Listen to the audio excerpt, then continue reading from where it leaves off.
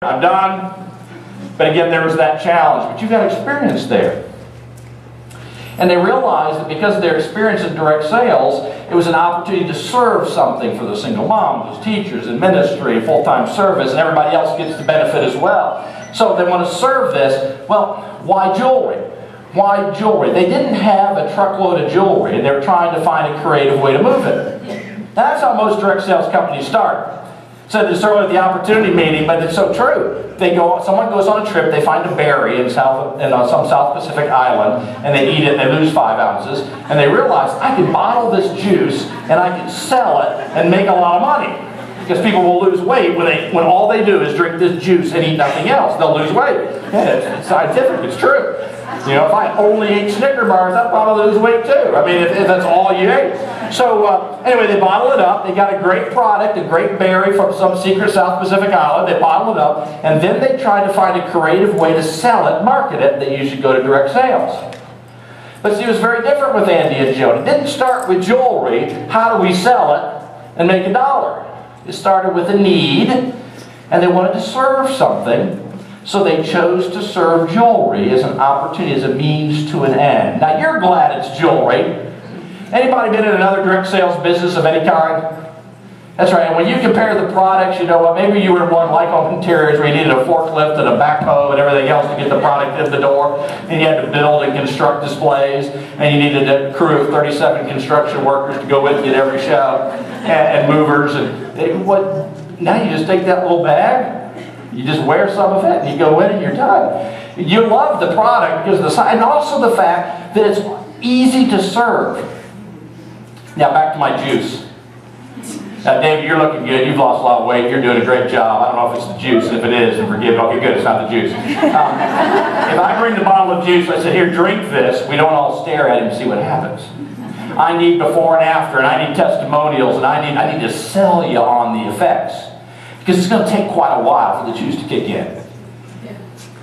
But if I put jewelry on a gal, put earrings on her, and put a mirror in front of her face, what does she do? Instant gratification. The neat thing about jewelry is you have the opportunity to serve something that makes a difference right now. So they chose jewelry because, one, it's a great way to make a difference now. And it's a great way for you to have your need met. See, jewelry costs this much to make, high fashion jewelry. And whenever somebody says, I want to wear the real stuff, be glad we don't sell the real stuff, because in the real stuff, you don't have that profit margin. But in the fake stuff, the high fashion jewelry, that's where the profit is. Your needs can be met. It costs this much to make it, but people will spend $50, they'll spend $35, they'll spend $40. And there's that profit margin. And you know what Andy and Joan did? They're serving that profit margin to you. They're offering it to you because of your needs. And then that leads us to hope. Here we hear it all the time. I don't know, Marilyn, how many times have you heard Andy say, give him a dose of hope? 4 million times, right? Give him hope. Give him a dose of hope. I went around and I got a dose of hope. Hope. We're hope-filled. Hope this. And we have hope, hope, hope. I love hope. I don't know what it means, but I love it. I'm not sure what Andy's actually trying to say, but it sure is exciting. Well, being hope-filled is this. See, hope is the result of having been served something to meet my need. You need to pay a bill. And Andy and Joan have served to you an opportunity that you can take it or leave it. It's like when you serve dinner. Your kids may not eat it, but you know that's what they need, and you offer it to them. That's an act of service. And then hope is the result. It's when something's been added. It's when a person's been enriched. It's when they've been able to pay a bill, or they've been able to build that home, or they've been able to send their kid to that school, or they've been able to get out of debt, or they've been able to retire on schedule, or whatever the need is, having been met because something's been served, and then there's hope. And hope comes alive when you show someone how. It's like the light at the end of the tunnel. See, Andy and Joan are telling people what can happen if they get involved in this thing called Premier. They're letting people know what can be true in their life if they accept what's been offered to them through Premier to meet a need. See, that's the big picture with the Horners. Need-based, service-oriented, and hope-filled. But what about you? It's not just the Horners to you. It's not just Premier Designs to us. It's you and the people that come into your life. That's where the true success of Premier Designs becomes a reality. When you become a little Andy or Joan Horner. When you see needs, you offer service, and you give people hope. You know, Andy made that comment that that gal that comes to your show, she may not buy anything, but you can still give her a dose of hope. See, that's true success. When you make this a part of your life and business. Now, I realize, like Beverly, she shared in her story, she came in because of a bankruptcy and they needed money. And I'm sure everyone in this room got involved in Premier because you needed some extra money. Now, maybe there's one or two of you who were just bored with nothing to do, and so you signed up in Premier. But I doubt that's few and far between. You had needs. You were offered service through Premier. You took advantage of what was served to you, and now you're seeking to find hope and have your needs met. That's great. But that's the beginning. That's not the end. Let's start with needs. You meet a gal out on the streets, okay, in the mall. Probably a better place to be. And you don't know her, and she comments on your jewelry. She said, "That is a beautiful necklace." So I said, "How you two met? Yeah, on the streets or in the mall?" On the mall, okay. And she sees your necklace. "That's a beautiful necklace." And you know what you tend to say is, "Thank you. Thank you." No, don't just say thank you. Because that's about you. It's about them. When someone says, "I like that necklace," what are they saying to you?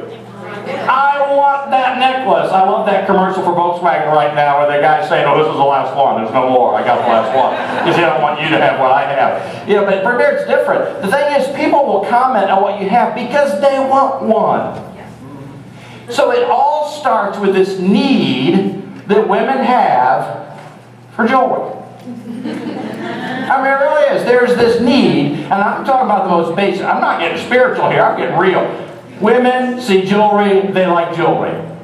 Men see jewelry and think, women like jewelry, I need to get that jewelry for the woman. Women like jewelry. And even women who aren't jewelry people, maybe for different reasons, still appreciate jewelry. It's a wonderful thing. There's a need for jewelry. But you know, we live in this economy. I don't know if you've heard about it. It probably hasn't affected the Illinois area very much. The economy, you know, I'm sure it's pretty good here. Well, I know there's this thing about the economy. And what's happened is we have this mindset where, well, nobody can buy jewelry. Nobody can afford jewelry. I can't invite people to a show because you're missing something.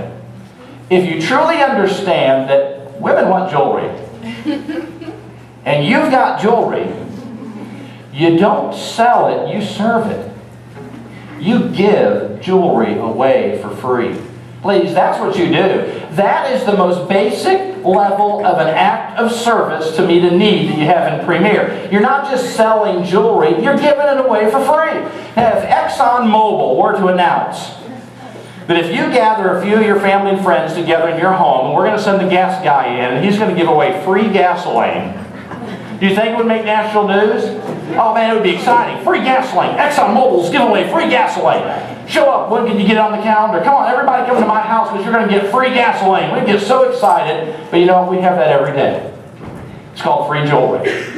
So when someone says, "Oh, I love that necklace," don't say thank you. Don't say I sell it. Say, "Really? I'll give them away for free. Would you like one?" "Really? How?" "All you got to do is invite some of your family and friends over. Let's get a date on my calendar. I'll come over. I'm the jewelry lady. We'll have a great time. And with your hostess benefits, you can get this necklace for free. Because I'm in the business of giving away free jewelry." And I tell you what, I don't care how bad the economy gets. If you've got something to give away for free, you're meeting a need through an act of service. But you've got to serve it. You know, moms, you can't just sit at home and say, "You know what, my kids really need nourishment. They really should eat. You know, they should get all the food groups, but, you know, I'm busy, and, you know, the economy right now, food's expensive." And they're not thinking, "Oh, I mean, all they want is Twinkies anyway and Taco Bell, so, you know, I'll just go on to something that they like and enjoy." No, you say, "I got to plan a meal," and you serve it. And we have this misconception that you're only serving when someone accepts what you have to offer, but that's not true. When you offer free jewelry, you're serving, whether they accept it or not. If you offer somebody to meet a need and they refuse it, you've done your job. Your job is to serve every woman that comments on your jewelry and tell them how they can get it for free. Now, I tell you what, we'll take it to the next level, and that's the guest. See, you think, well, she wants free jewelry, but then she says, oh, I can't have that home show because I can't ask my friends to spend money on jewelry right now with the economy. It's so bad. I can't do that. And you as the jewelry lady think, oh, I wouldn't want to ask anybody, invite anybody over to spend money. All right, let me correct something. People don't go to Premier Design's jewelry shows because they're shopping for jewelry. They went because somebody invited them, period. How many of you, the very first home show you went to, very first jewelry show you went to, didn't really want to go? All right, look around the room. Half this room. You didn't really want to go? But why did you go? You got invited. You felt guilty. It's my cousin, it's my mom, it's my neighbor, it's my kid's teacher. I have to go. I'm obligated to go because I have this relationship with this person. And if I don't go, they'll think I don't like them. And then they won't like me. And then they won't send me a Christmas card. But then I don't have to send them a Christmas card. And you get into this mindset. The bottom line, you went to the jewelry show because you got invited. You didn't go to that show because you say, oh, I'm so glad I got that Premier Designs invitation because I've been shopping for jewelry. And I've been to the Leah Sophia show, and I've been to Solana show, I went to Cookie Lee, I've been to Kohl's, I've been to Penny's, and I've been shopping for jewelry. And I'm so glad I finally got an invitation to Premier because now I can include that in my shopping and comparison process to decide which ensemble I should go with. You don't do that. You get invited by your cousin and you go. And if you got 5 cousins who invite you to 5 different shows, you go to 5 different shows. So we've got to get out of our mind that we can't invite people to come buy jewelry, because that's not what we do. Hostesses invite gals that they know to come over to their house for an evening together. And sure, they're going to see jewelry. And yes, they know that the purpose was to buy jewelry so she gets hostess benefits. They know all that, but that's not why they come. See, back to a need. What need do people really have at that level of getting invited to shows? What need do people really have? Their need isn't jewelry. See, the hostess wants free jewelry, but their need's not jewelry. What's their need? Yeah, just to get together, to be encouraged, get a smile on their face. I tell you what, where we lived in Michigan, when my wife started in Premier Designs, I mean, it was kind of, you talk about back there, we're north of Detroit, we're kind of Flint area. It was kind of like when you say wear animal print to the show, everyone would wear a t-shirt with a kitten on it. I mean, it's animal print. Fashion wasn't, most of the gals that came to shows, they left the factory and they came in. So it was a fashion challenge. It wasn't about jewelry. They came because they wanted to be a part, they came because they wanted to get away, they came because they wanted to spend some time, they wanted to just relax. And you know what? What are we here for? Oh, it's jewelry? Didn't even remember what the product was. See, you serve each of those guests an opportunity for a time together, away from the stress of life. And then they show up at that show as a guest. What are their needs? Encouragement. How many of you work a little day job, a little thing in addition to Premier? And how many of you regularly get encouraged at your job? Good. 1, 2, 3, 4. Okay, 4 of you out of the 100 in this room who work another job get encouraged. So I will guarantee you that when gals are invited to that show, you show up, their hostess invited them, they're there, they need to be encouraged. It didn't happen that day. They cleaned their house, they gave their family dinner. How many of them said, thank you, Mom, you're so great, this is awesome. You've got all the food groups represented here, and all the colors, and wow, the dishes. Mom, thank you for your time and effort. Your husband probably didn't do that either. They mean well, they just don't do well. Gals don't get encouraged. They come to that show, they need encouragement. Not really free jewelry, they need encouragement. And then they meet you. See, their need is encouragement, and you have something to offer. Now, not everybody will be encouraged. You know, Elizabeth, she shared about the gal, touching story, but, you know, listen, I tried everything. I tried everything. She was serving, she was serving, she was serving, but the gal wasn't responding. Elizabeth served with the first opportunity she had to encourage whether or not the gal responded. See, again, service is not whether or not they respond. It doesn't matter if they eat what you offer them. The simple fact you offered it. Gals, at your show, you ought to encourage everybody who comes. You ought to be looking, not what can I sell her, but how can I encourage her? Not what can I sell her, but what can I encourage her with? And I tell you what's going to happen. If you encourage those girls who come to that show, you know what they're going to do? They're going to buy. I don't care whether they can afford it or not. I don't care what the economy is like. They're going to buy. Because you met a need for them. You met a need. And they then want to respond to the hostess. They want to respond to you. They understand what they got invited to. They will buy. So they didn't come because they're shopping for jewelry. They came simply because they were invited. They come with needs, and if you meet that genuine need, they will respond. And you'll have a business. But the change is when you recognize, I'm not scheduling shows with hostesses because I want to make money. I'm scheduling shows with hostesses because they need free jewelry and they need a night that's all about them. And they're going to invite people, and you know what? They'll come. In fact, you need to use a line with the hostess. If she says, I can't invite my friends to buy jewelry, I can't do that right now, my friends are out of work or their hours have been cut, then say, then don't invite them to come buy jewelry. Invite them over to your house for this jewelry presentation, this fashion presentation, and tell them that they will learn how they can get free jewelry the night they come. And that's true, because what if every one of you do at your show? You have your hostess benefits. You offer the free jewelry. You tell everyone how they can get this for free. So just say to people, you know, I want you to come over because I want you to learn. I want you to have a great time. I want you to meet this jewelry lady, and she's going to tell you how to get free jewelry. See, they come under a promise of having their needs met and how they can get something for free. Then they get there and they meet you. And you then have the opportunity to go from what they really need and offer it through service. But then there's this level of hope. You know the best way to give hope is to tell people what it's done for you. To tell people what it's done for you. I love this story in the Bible. Have I been watching the Bible? Yes. Yeah, if you like the movie, you got to read the book. Pretty good. There's this story of this guy named Nehemiah. He didn't make the cut on the movie, but there's this guy named Nehemiah, and he went back to build the walls because the walls were destroyed. And he went back, and it says that he rode through and he surveyed the damage, and then he got the people together and he told them that they're going to rebuild the walls. He served. There was a need, and he served. We're going to rebuild the walls. And it says nobody believed him. In fact, they laughed at him. No way. That's impossible. And then it says, so then he began to tell them all the things that God had done and how the king of Persia had financed and sent him to do this job. He gave hope when he told them how it was going to be done.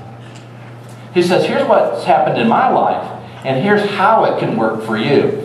You give hope to a hostess when you say, here's how you get free jewelry. You do A, B, and C, and you'll get free jewelry. And my last 10 hostesses got this much free jewelry. You're giving her a dose of hope. You said, but that doesn't sound very big. That doesn't sound very important. I haven't changed a life. I'm talking to you about the basic level of meeting a need by serving something and then giving hope. It's giving that hostess hope. Giving those customers hope.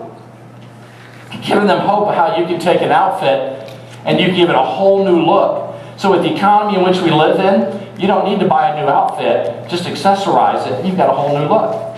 In fact, there was a builder, you can relate to this. He was over in Toledo, a builder who did new homes. And with the economy, he started doing remodeling. I know you do a lot of remodeling. And he said to his wife, we're kind of in the same place.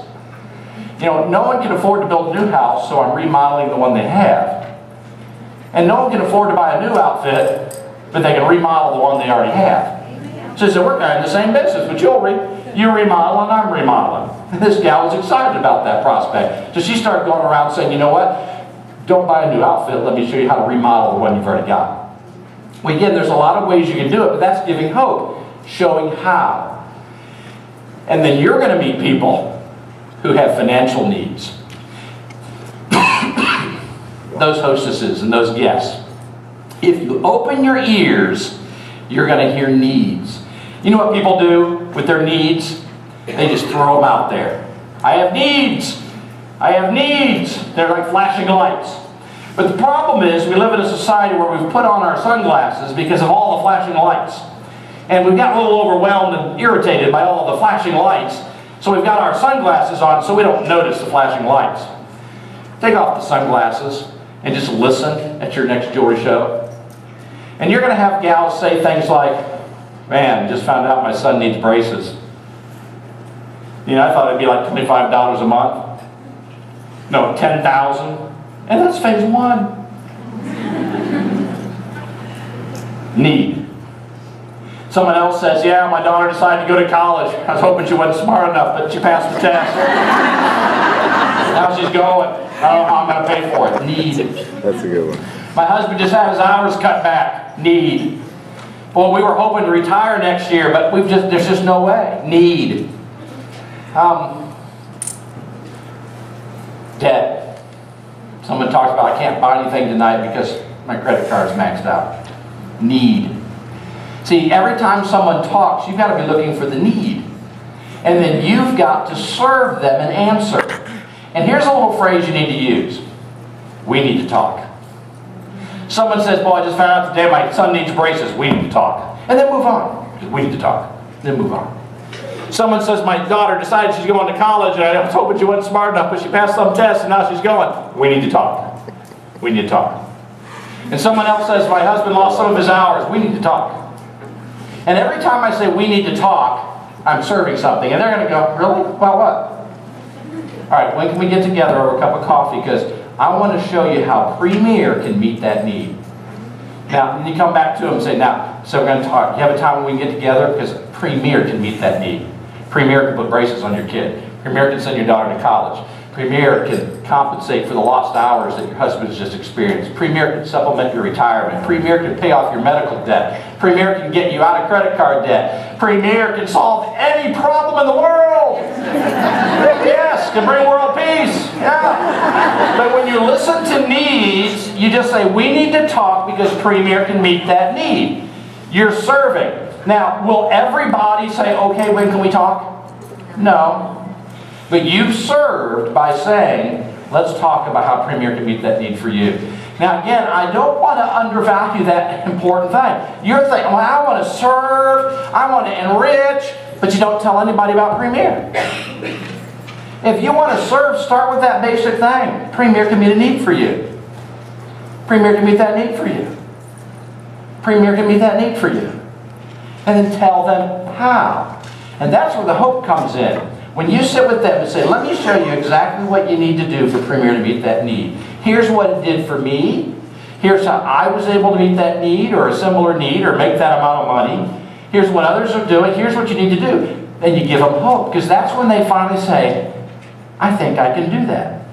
And when they go from, I've got a need, to, okay, I'll listen, to, I think I can do that, you've given them a dose of hope. Now, not everybody will sign up. Not everybody will do it. It's not for everybody.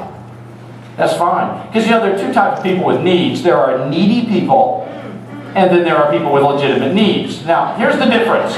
All right. Don't point, please. That's right. That's what I've been telling you, Brian. You're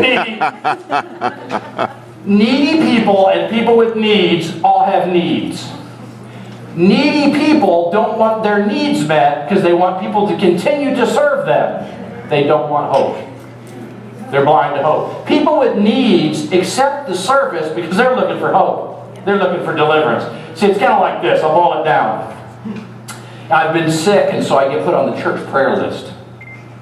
And people start sending me cards, and they bring me dinner. They stop by and they visit. And that's cool. And then I get well, and I get over in the praise column, and nobody brings me dinner, and nobody sends me cards to visit. So I think, man, I need to get sick again. I want to be back on the prayer list because then I get the attention. See, people who are needy want the attention surrounding their needs. They don't really want their need met. They've got real needs, but it's not what they think it is.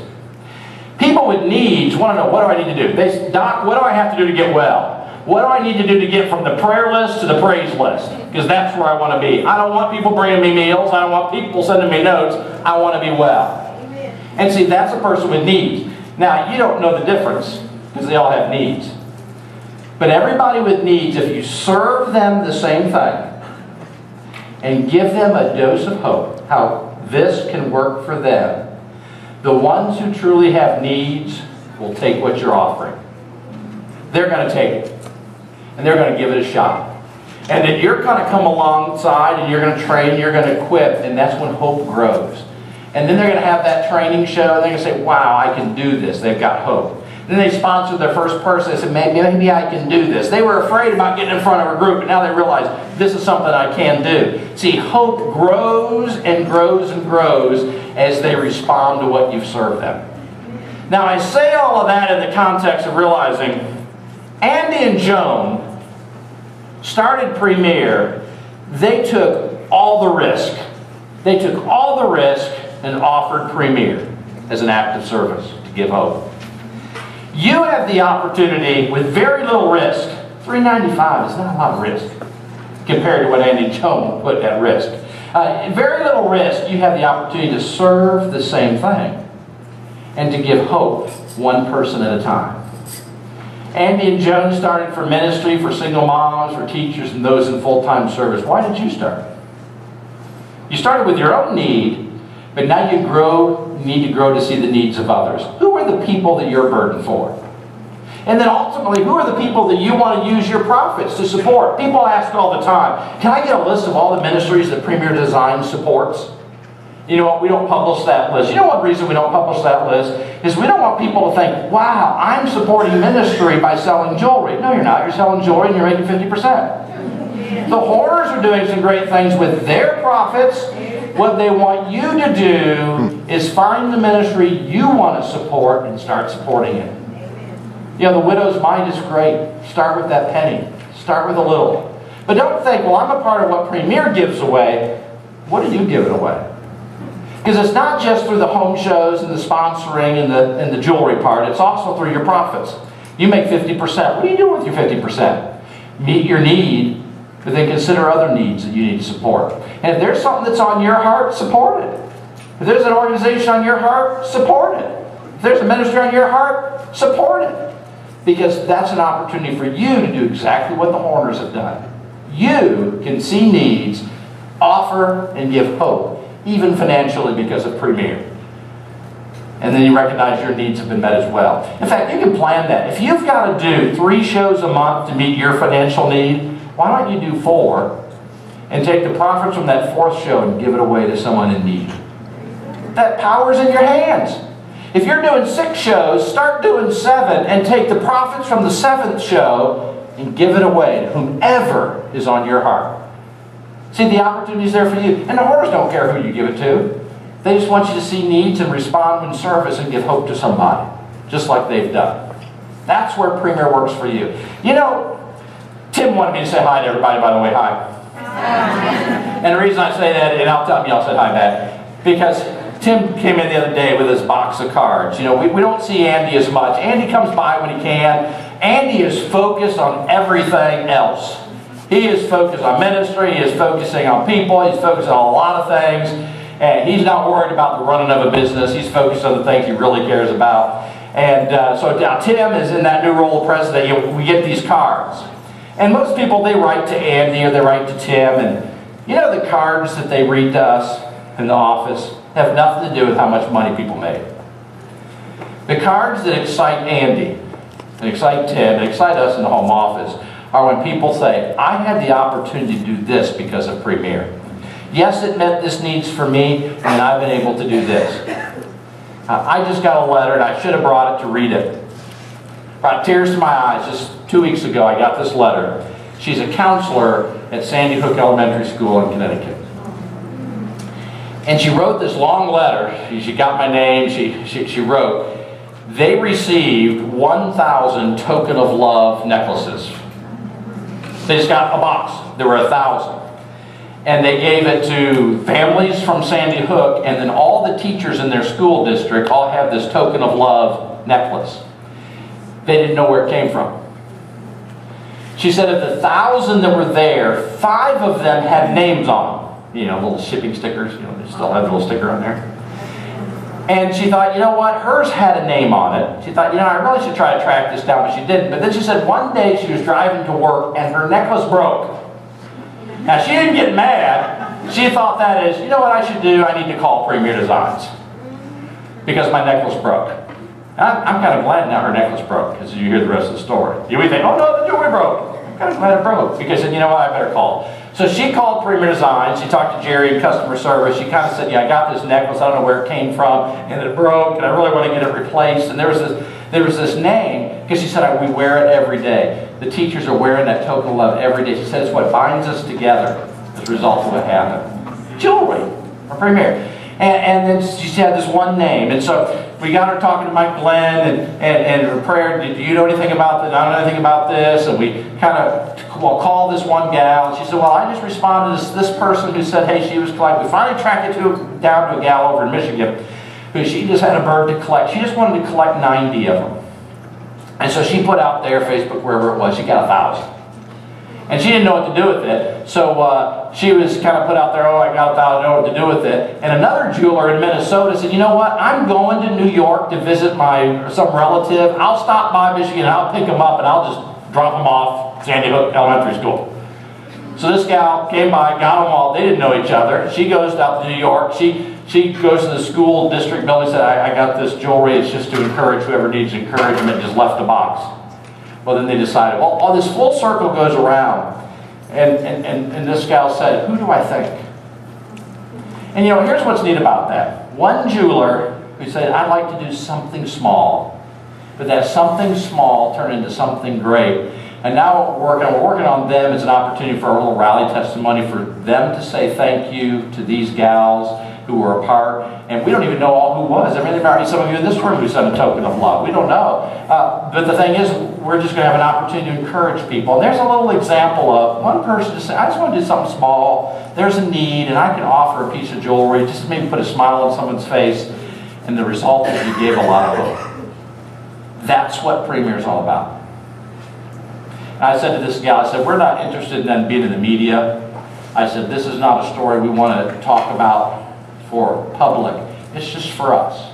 It's a way for you to say thank you and to us to say to these jewelers, good job. That's what it's really all about. Because they're a little shy of cameras right now. You know, they don't really want any more media attention. But it's not about that. But that's just an example. That's what Premier is all about. Now, yes, we want you to make money. Yes, we want you to get out of debt.